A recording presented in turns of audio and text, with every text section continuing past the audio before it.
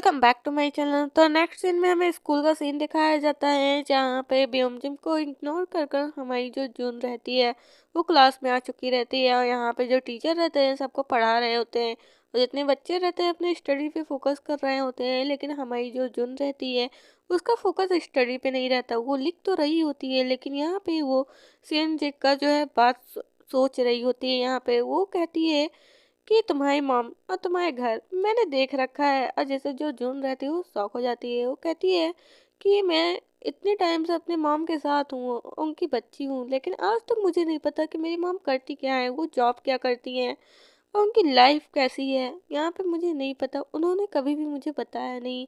और यहाँ पे जो सियोंजिन बोल रही है कि वो जानती है, लेकिन वो क्या जानती है, मैं तो उनकी सगी होकर भी इतना नहीं जानती। मैं बस इतना जानती हूँ कि वो हमेशा अल्कोहल में बिजी रहती हैं और ड्रिंक करने के बाद वो हमेशा मैस फैला देती हैं। घर पे वो पड़ी रहती हैं और कोई मतलब नहीं रखती। हर रोज वो ड्रिंक कर कर आती हैं बाहर से। बस मुझे इतना ही पता है, उसके आगे मुझे कभी भी याद नहीं कि मैंने कब अपने मॉम से अच्छे से बात की थी। वो बोलती नहीं है, वो कभी बोल नहीं पाती। यहाँ पे वो काफ़ी सोच रही होती है। वो कहती है कि उसके बारे में मेरी मॉम ने कभी भी मुझे कभी भी नहीं बताया। मुझे थोड़ा बहुत याद है कि कभी मैं उनसे बातें किया करती थी, लेकिन उसके बाद कभी उन्होंने बताया नहीं। वो हर रोज़ जब अल्कोहल पीकर आती थी, लेकिन तब तक मैस इतना फैलता नहीं था। लेकिन एक दिन जब उन्होंने अनकॉन्शियस में वॉशरूम कर दिया, मुझे वो वॉशरूम क्लीन करना हुआ। और एक बार जब उन्होंने बहुत ज़्यादा अल्कोहल पी लिया, उसके बाद मुझे बहुत ज़्यादा पीटा। और जब भी आप इस अल्कोहल पीती हैं तो वो मुझे बस पीटती रहती हैं। वो दर्द वो दर्द से किसी दर्द से गुजर रही हैं। वो किस हिसाब का दर्द है उन्होंने कभी मुझसे बताया नहीं। यहाँ पे हमें जून के चेहरे पे चोट दिखाया जाता है जहाँ पे उसकी मॉम ने उसे बहुत पीटा होता है। यहाँ पे वो बोलती है कि फिर एक दिन ऐसा आया कि टेबल पे थोड़े थोड़े मॉम यहाँ पे पैसे छोड़ने लगी। और जब मैं उन पैसों को देखती थी तो वो काफ़ी दिन तक यहीं पे पड़े रहते थे। तो मैंने एक दिन मॉम से पूछा कि मॉम ये जो पैसे पड़े हैं क्या मैं ये ले लूँ। तो यहाँ पे मॉम ने कोई रिप्लाई नहीं दिया। तो मैंने सोचा जो छोड़े हुए पैसे हैं वो मेरे हैं। मैंने वो पैसे ले लिए और फिर यहाँ पे मैं एक दुकान पे आई और पुराने बुक खरीद लिए। तब से मैंने सोचा कि वो जितने भी पैसे हैं वो जो छोड़ती है वो मेरे लिए ही है, और वो पुराने बुक मेरे लिए बहुत अच्छा बन गया। मैं कभी कभी सोचती हूँ कि अगर उसने मुझे इस दुनिया में लाया, वो कितनी भी पेनफुल ज़िंदगी जी रही हो और इस गंदगी अपार्टमेंट में मुझे पाला पैदा किया, तो उसको मुझे अच्छे से पालना चाहिए था कम से कम। और यहाँ पे वो काफ़ी सोच रही होती है और उसका ध्यान नहीं जा रहा होता है क्लासेस में। यहाँ पे वो कहती है कि उसने मुझे कभी भी अच्छे से पाला नहीं और मुझे हमेशा उस कीचड़ में ढकेलती गई। यहाँ पे अब वो सोच ही रही होती है कि तभी यहाँ पे जो टीचर रहते हैं उसके पास आकर शाउट करते हैं, लेकिन जब वो नहीं सुनती तो यहाँ पे वो बुक को रोल करके उसके सर पर दे मारते हैं और कहते हैं कि तुम इस तरह रिस्पेक्ट करती हो टीचरों की, और तुम टॉपर हो तो क्या मतलब, तुम किसी अच्छे स्कूल में चली जाओगी, तुम्हें किसी टीचर की नीड नहीं होगी क्या, तुम स्टडी में फोकस ऐसे करोगे तो कैसे चलेगा। और यहाँ पे उसे काफ़ी सुनाते हैं और यहाँ पे बोलते हैं कि तुम जैसे स्टूडेंट की वजह से जो टीचर रहते हैं वो बहुत ज़्यादा एम्बेरस फील करते हैं और यहाँ पे आते नहीं। तो यहाँ पे जो जुन रहती है वो बताती है इस टीचर के बारे में कि ये जो टीचर है वो बहुत बड़ा परवट है। वो हमेशा जो है लड़कियों को परेशान करता रहता है। और एक दिन जब इसने मैथ कंपटीशन के लिए मुझे बोला, मैंने इसे मना कर दिया, तो यहाँ टीचर बोलते अपने मन में कि बहुत एटीट्यूड दिखा रही है। फिर उसे काफ़ी टीज कर रहे होते हैं, पीट रहे होते हैं, कहते हैं कि तुम जैसी लड़कियां ऐसी ही रहेंगी। और फिर वो कहती है कि मैं बस चाहती हूँ कि ये यहाँ से चला जाए। मैं इसके इरादे इतने साफ थे कि मैं इसे समझ ना पाऊँ। मैंने तब से जब से मना किया है तब से ये हर पल मुझसे झगड़ा करने का खाली एक रीज़न ढूंढता है कि मैं कैसे इससे झगड़ा कर लूँ। तभी पीछे से किसी की आवाज़ आती है कि हेलो सर।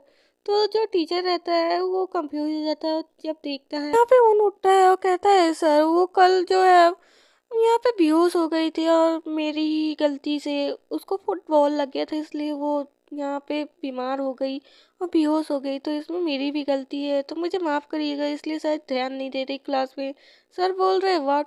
तभी यहाँ पे सर बहुत ज़्यादा भद्दे-भद्दे अपने वर्ड का यूज़ करते हैं, कहते हैं कि क्या तुम्हारी वज़ह से वो रात भर जागती है?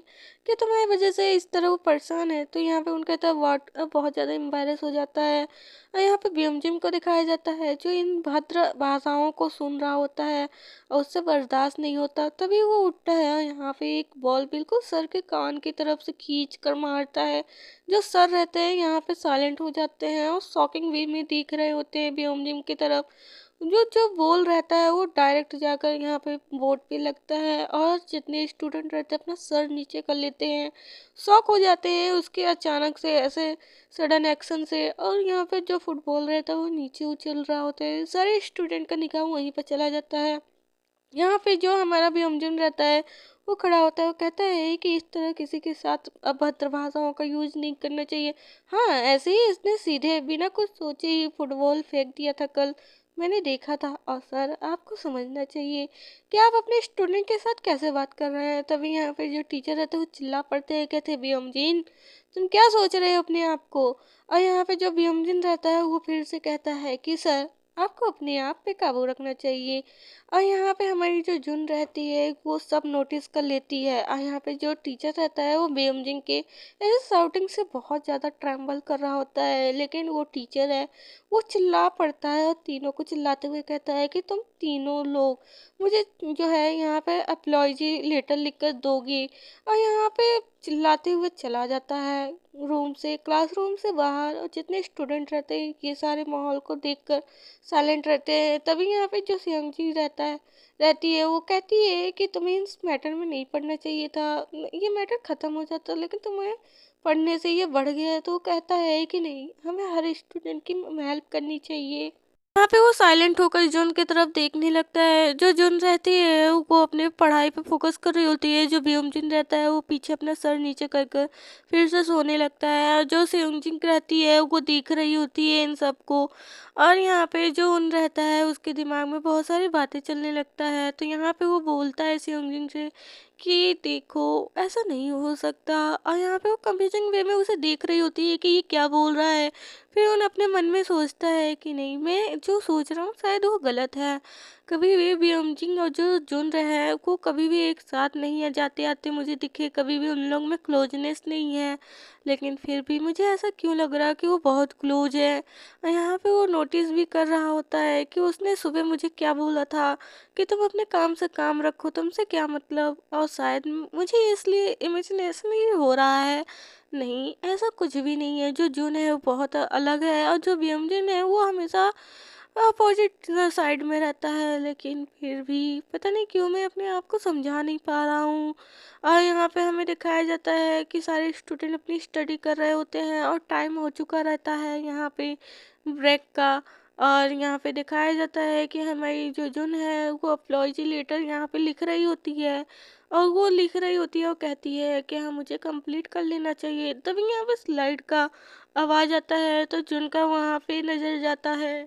जन देखती है कि जो ब्योमजिंग है वो अपने बैग को रखता है और फिर यहाँ से जाने लगता है। वो सोचती है क्या इसका इतना जल्दी फिनिश हो गया, लेकिन मुझे तो नहीं लगता कि इतने जल्दी फिनिश हो गया। वो अपने अपलॉजी लेटर जो रहती है वो लेटर लेकर फिर अपने बारे में सोचने लगती है कि मैंने नहीं दिया तो दिक्कत हो जाएगी, लेकिन ब्योमजिन नहीं देगा तो कोई दिक्कत नहीं होगी इतनी। सर उसके साथ कुछ भी कर नहीं सकता, कोई भी बुरा बर्ताव नहीं कर सकता। और इससे सर की इतनी हिम्मत नहीं है कि वो ब्योमजिंग से पंगा ले, वो खुद ही जो है अपना हैंडल कर लेगा। और ऐसे भी सर पब्लिक ही जो है उसके साथ कोई भी बिहेवियर नहीं कर सकते।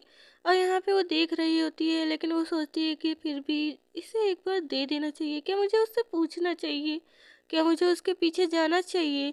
वो जैसे ही बाहर निकलता है वो सबको देखती है, सारे स्टूडेंट को देखती है कि वो सब कर क्या रहे हैं।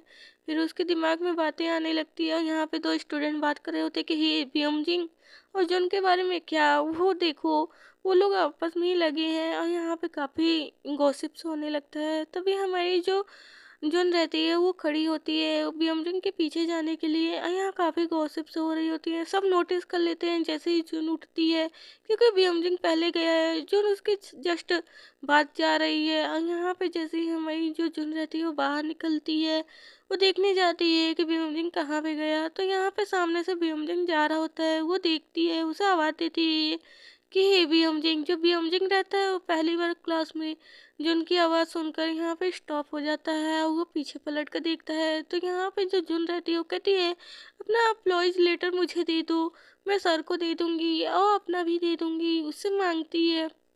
लेकिन यहाँ पे जो ब्योमजिंग रहता है उसके बातों को इग्नोर कर देता है और इग्नोर करने के बाद वो फिर से यहाँ पे जाने लगता है। तभी सारे स्टूडेंट झाँक कर देखने लगते हैं। वो कहते हैं कि जो शक था वो पूरा क्लियर हो चुका है, ये जो जुन है वो फंसा रही है ब्योमजिंग को, इन दोनों का कुछ मैटर चल रहा है। और ये सारी बातें हमारा ब्योमजिंग नोटिस कर लेता है, इसलिए वो जुन को इग्नोर करके जा रहा होता है। तो वो मांगती है, कहती है कि मैं बस मांग रही हूँ, दे दो।